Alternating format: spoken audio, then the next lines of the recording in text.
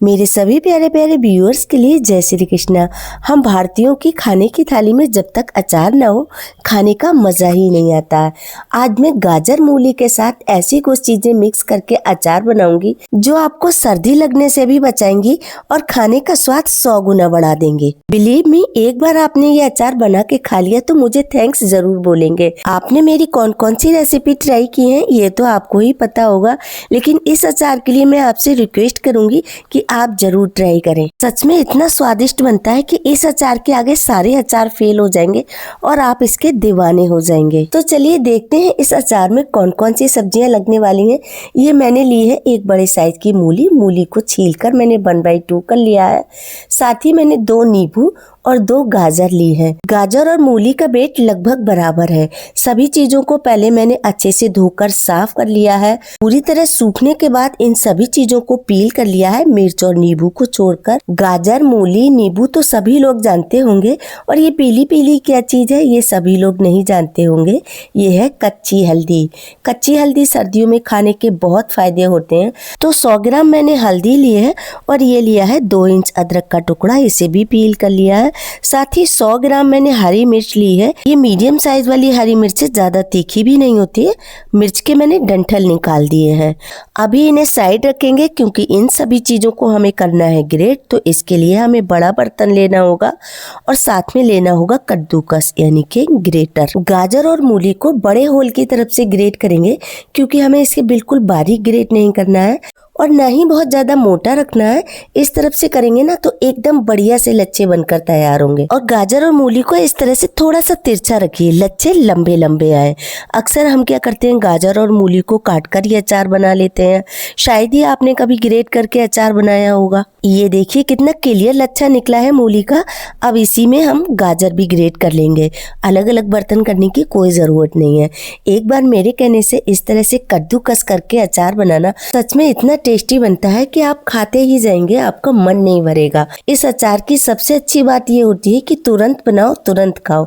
ऐसा नहीं होता है कि 2-4 दिन बाद अचार सेट हो जाएगा तब खाना है। लीजिए गाजर भी कद्दूकस हो गई, इसे साइड कर देंगे और इसी में हम अदरक भी कद्दूकस कर लेंगे। सर्दियों में हम चाय में अदरक की क्वांटिटी बढ़ा देते हैं, कूट कूट कर खूब सारी अदरक डालते हैं चाय में, और सब्जियों में भी अदरक डाल देते हैं ताकि हम सर्दी जुकाम से बचे रहें। अब इसी में हम हल्दी भी ग्रेट कर लेंगे। हल्दी डालने से इसका टेस्ट इतना अच्छा आता है, मेरे घर में जैसे ही अचार बनता है वैसे ही खत्म हो जाता है। हल्दी छीलने या ग्रेट करने से हाथों में थोड़ा सा पीला पीला सा कलर आ जाता है हल्दी का, तो नहाने से पहले आप हल्दी छील लीजिए। जब आप नहाएंगे धोएंगे पानी का काम करेंगे तो हल्दी का कलर हाथों से चला जाएगा। या फिर हल्दी ग्रेट करते समय आप ग्लव्स भी पहन सकते हैं। जब खाने के साथ इतना टेस्टी अचार मिल जाए तो खाने का स्वाद डबल हो जाता है। ग्रेट करने का काम खत्म हो गया। अब इसी में हम मिर्ची काट कर डाल देंगे। तो मिर्ची को मैंने पहले 1/2 कर लिया है। थोड़ी सी लंबी मिर्च है तो मैंने इसके 2 टुकड़े कर दिए हैं। ये देखिए हल्दी ग्रेट करने से मेरे हाथ भी पीले पीले हो गए हैं, इसीलिए मैंने नहाने से पहले ही सभी सब्जियों को छील कर रख दिया था। इससे क्या हुआ कि मेरे हाथ भी साफ हो गए और सब्जियों को सूखने का टाइम भी मिल गया। अच्छा, हरी मिर्च मैंने इसमें काट कर डाली है, आप चाहें तो हरी मिर्च को कूट कर भी डाल सकते हैं। नींबू को मैंने 1/2 कर लिया क्योंकि हमें इनका जूस निकालना है। और फटाफट से गैस पर चढ़ाएंगे पैन। अचार के लिए मसाले तैयार करेंगे। 1 चम्मच सौंफ ली है मैंने। सौंफ को इतना भून लेंगे सौंफ की नमी निकल जाए और इसमें बढ़िया सी खुशबू आने लगे। इसे निकालेंगे एक बाउल में और सेम पैन फिर से यूज करेंगे। इसी में हम डाल देंगे 1 चम्मच मेथी दाना। मेथी को इतना ड्राई रोस्ट करना है कि इसका मॉइस्चर निकल जाए और मेथी का जो कच्चा टेस्ट होता है वो निकल जाए। सब इसे भी पैन से बाहर निकालेंगे। सेम पैन फिर से चढ़ाएंगे। अब हम इसमें ऐड करेंगे 1 चम्मच मेथी दाना, 2 चम्मच सौंफ, 1 चम्मच धनिया, 1 चम्मच जीरा, 1 चम्मच अजवाइन, 15 से 20 काली मिर्च। इन सभी मसालों को हल्का सा भून लेंगे। भुने हुए मसाले डालने से अचार से बढ़िया खुशबू आती है और अचार की सेल्फ लाइफ भी बढ़ जाती है।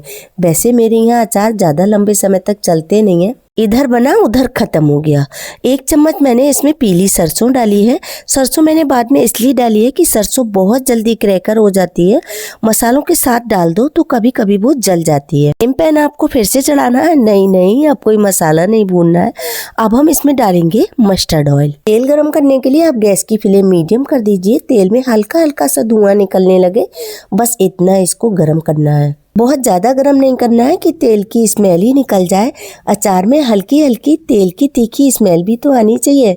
अच्छा, अचार में पीली सरसों के तेल में ही बनाती हूँ। तेल में हल्के हल्के से बबल्स आने लगे हैं। अब हम इसमें 2 छोटी चम्मच पाउडर हींग डालकर अच्छे से मिक्स कर देंगे। गैस को बंद कर दें, तेल को ठंडा होने के लिए छोड़ देंगे। तब तक हमारे मसाले भी ठंडे हो गए। इन्हें मिक्सी जार में डालकर कोर्सली ग्राइंड कर लेंगे। हमने जो 1 चम्मच सौंफ और 1 चम्मच मेथी भून कर रखे हैं, वो इन मसालों के साथ डालकर नहीं पीसना है। ये रही वो मेथी हम साबुत ही डाल देंगे।